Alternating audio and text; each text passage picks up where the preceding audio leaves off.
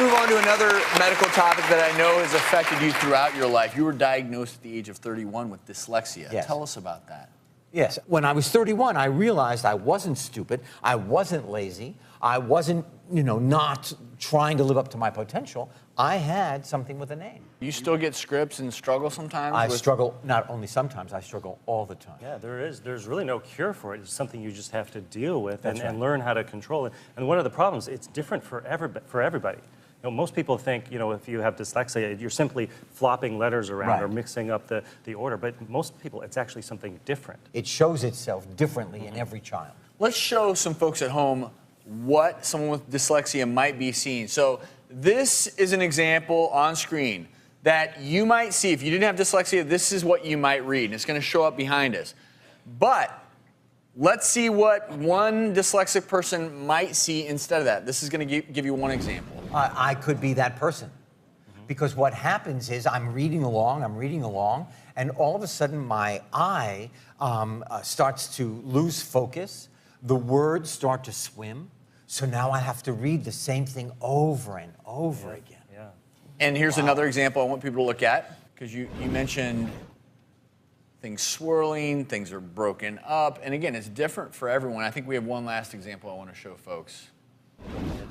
You know what? A lot of kids describe it as the words are wiggling around the page or they're jumping off the page. Right. And you said this is so common. And that's one of the reasons why any child that's maybe being diagnosed with ADHD or some sort of learning problem needs to have a visual assessment to see if this is the case, because it's a very different treatment. ADHD medications aren't going to help this. No. One of the problems with dyslexia, we really don't know why it happens. For some reason, somewhere between the eye and the visual and language centers in the brain, something isn't working right. And where the exact problem is difficult. And that's why there's so many different therapies that may or may not work for your child. There's also some kind of cool gadgets that have been coming out. These colored gels that then you try to read through. You put the colored gel over what you're trying to read, and it basically changes the wavelength of the light that you're seeing. So we don't know exactly why it works, but it just somehow slows down the information process? coming into your brain, gives your brain just a little extra time to work.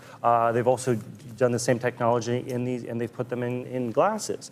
And these are actually very new. They've been using them in the UK for a few years, been very effective. There's not a lot of studies on them, but a lot of parents are swearing by these, and I think it's a great idea. And I'm going to call you Bono. Can I just say one other thing? No matter what you do, the child is feeling bad. It is our job to make sure that their self-image is buoyed. You cannot say often enough, it's all right. You're okay. School is the law. When you're done with school, no one ever has mentioned to me geometry in my entire life and my entire career. In fact, you're so passionate about this. You've written children's books about a fourth grader with dyslexia. Yes. And well, he's me. So you're really talking about your life as a fourth grader in these books. And your latest... Hank Zipser is you? Yeah, Hank Zipser, the world's greatest underachiever. And Lynn Oliver and I have written 17 novels of Hank Zipser. They are funny first. They're not meant to, educate. They're funny. The kid happens to have a learning challenge. And you have another book out, I've Never Met an Idiot on the River. Yes. Well, that's because you've never met me on the river, apparently. So is this a look at life through your eyes? It looks like here you're fumbling with the fish a little bit. Well, there you go. I fumble with life. Yes, there I am. And so this is really your reflections. Did that one get away? Did he get away? That one got away. Well, he didn't get away because I had him in the boat. Okay. So we Just consider flop it him caught.